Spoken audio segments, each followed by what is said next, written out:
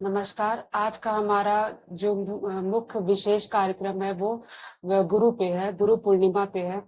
तो ये जानेंगे हम सबसे पहले कि हमारे जो जीवन में गुरु की महत्वता क्या है, गुरु का महत्व क्या है हमारे जीवन में और गुरु क्या है। और बीइंग अ होम्योपैथ हम ये भी जानेंगे कि गुरु का होना कितना जरूरी है हमारे जीवन में, उसकी क्या विशेषता है और एक परफेक्ट होम्योपैथ बनने के लिए हमें गुरु की कितनी आवश्यकता है। हम खुद से अध्ययन करके, खुद से वीडियोस देख के, सेल्फ स्टडी करके क्या बीइंग परफेक्ट होम्योपैथ बन सकते हैं। तो और उसमें गुरु का क्या मतलब महत्व है, तो वो हम जानेंगे। सर, इस पे आप प्रकाश डालें। Thank you. आज का विषय खास करके गुरु पूर्णिमा के अवसर पर है। सबसे पहले हम गुरु की महत्ता को समझते हैं। गुरु शब्द का प्रादुर्भाव गु और रू शब्द के संयुक्त होने से हुआ है। गु का अर्थ होता है अंधकार और रू का अर्थ होता है प्रकाश। यानी कि जो हमें अंधकार से प्रकाश की ओर लेकर जाता है, हम उसे गुरु कहते हैं। वो और ये गुरु दो प्रकार के होते हैं। एक होता है पारस गुरु और एक होता है चंदन गुरु। मतलब एक गुरु, जिस गुरु के पास शिष्य को जाना पड़ता है, जैसे गुरुकुल की परंपराएं, शिक्षण संस्थाएं और ये तमाम इस तरह के जो स्थान हैं, जहाँ पे लोग गुरु के पास जाते हैं और गुरु इन पत्थरों को तराशने का काम करते हैं, यानी शिष्यों को एक अच्छा मार्गदर्शन देना और एक अच्छे से तराश के और एक अच्छा शिष्य का निर्माण करना। दूसरा गुरु होता है वो चंदन गुरु होता है, यानी गुरु ही शिष्य को ढूंढता रहता है। यानी गुरु शिष्य को ढूंढकर और शिष्य को अपने मन से स्वैच्छिक, वो जितना कुछ भी उसके पास होता है वह अपने शिष्य को देने का प्रयास करता है। और वास्तव में शिष्य कौन होता है? शिष्य वही होता है जो गुरु को लूट ले। गुरु को लूट ले मतलब गुरु के धन वैभव नहीं, गुरु के ज्ञान को लूट ले। यानी कि जितना ज्यादा से ज्यादा गुरु के सानिध्य में जाकर और गुरु के करीब होकर और गुरु के द्वारा ज्ञानार्जन कर ले, वही सबसे परम शिष्य होता है।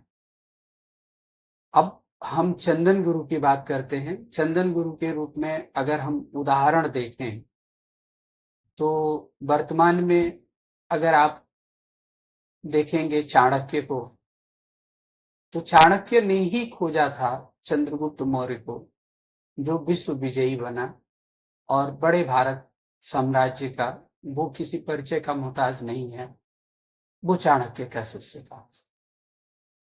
ठीक आप देखेंगे द्रोणाचार्य को, वो भी चंदन गुरु की ही भांति शिष्यों के पास गए थे और शिष्यों को उन्होंने बनाया, जिसमें अर्जुन जैसे शिष्य, युधिष्ठिर जैसे शिष्य का निर्माण किया। ठीक इसी प्रकार अगर त्रेता युग की बात करें तो भगवान राम के दो गुरु थे। एक गुरु वशिष्ठ थे जो कुल गुरु थे, और वो उदाहरण है पारस गुरु के। लेकिन वहीं विश्वामित्र जी जो स्वयं चल कर आए थे और राजा दशरथ से आग्रह करके भगवान राम को लेके गए और उन्हें शस्त्र, विशेषकर शस्त्र की शिक्षा विश्वामित्र द्वारा ही दी गई, और वो विश्वामित्र उनके चंदन गुरु हुए। ठीक उसी प्रकार अगर हम कुछ समय पहले की बात करें, 200 साल की पहले की बात करें, तो हम पाएंगे कि स्वामी विवेकानंद और रामकृष्ण परमहंस, परमहंस जी स्वयं विवेकानंद को खोजते खोजते और उन्होंने उन्हें अपना शिष्य बनाया।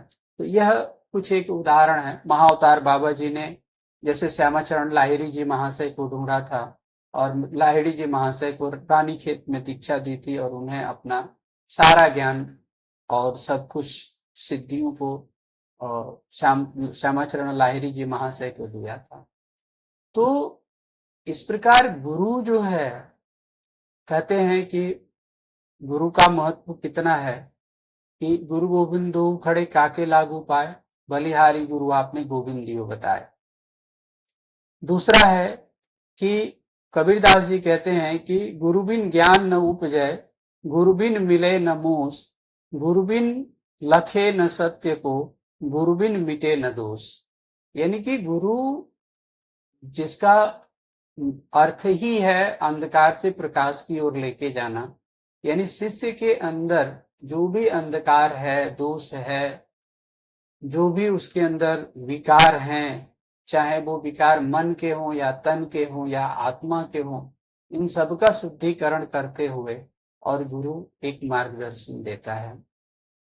अब हम होम्योपैथ चिकित्सक हैं और होम्योपैथिक चिकित्सा के बारे में जिक्र करना चाहेंगे। एक होम्योपैथी के बड़े विद्वान चिकित्सक हुए डॉक्टर बर्नेट, जेसी बर्नेट। बर्नेट जी का एक कोटेशन है। बर्नेट जी कहते हैं कि the institutions can make a physician as a routine prescriber, यानी कि जो संस्थाएं हैं, जो डिग्रियां देती हैं, प्रोवाइड करती हैं, वो एक चिकित्सक को चिकित्सा वृत्त में दक्ष होने का प्रमाण पत्र देती हैं और उन्हें एक सामान्य चिकित्सक ही बनाती हैं जो कि रूटीन प्रिस्क्राइबिंग में निपुण हो जाते हैं।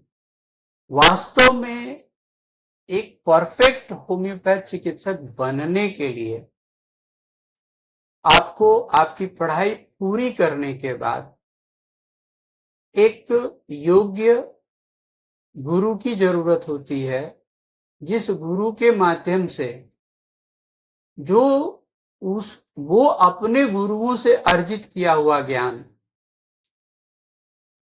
खुद के द्वारा अर्जित किया हुआ ज्ञान, पूरे एक ज्ञान के भंडार को समेट के बैठा हुआ होता है, जो ज्ञान थियरी से भी रिलेटेड होती है और प्रैक्टिकल से भी रिलेटेड होती है, जो ज्ञान चिकित्सा वृत्त के विषय वस्तुओं से जुड़ी हुई होती है और जो ज्ञान चिकित्सालय में चिकित्सा वृत्त करते समय पेशेंट के द्वारा भी तमाम सारे अनुभव प्राप्त होते हैं और उन सभी अनुभवों को एक माले के रूप में पिरो के रखा होता है।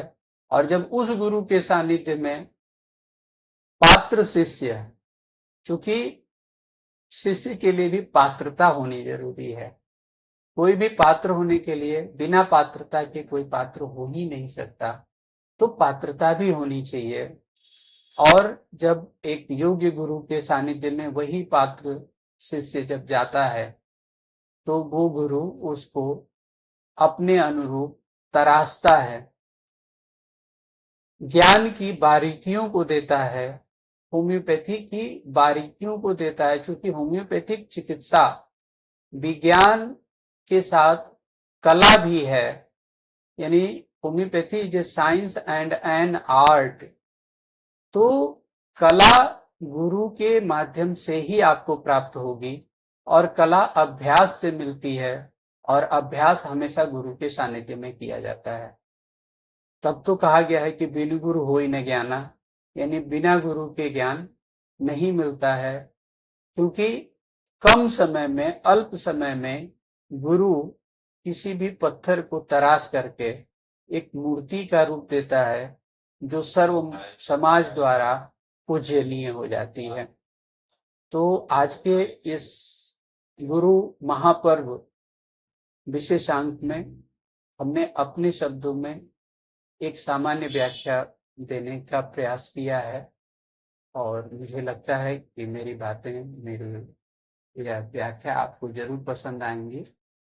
और अगर हमारा वीडियो अगर आपको पसंद आता हो तो कृपया सब्सक्राइब, लाइक और शेयर जरूर करें। इसी के साथ धन्यवाद, नमस्कार।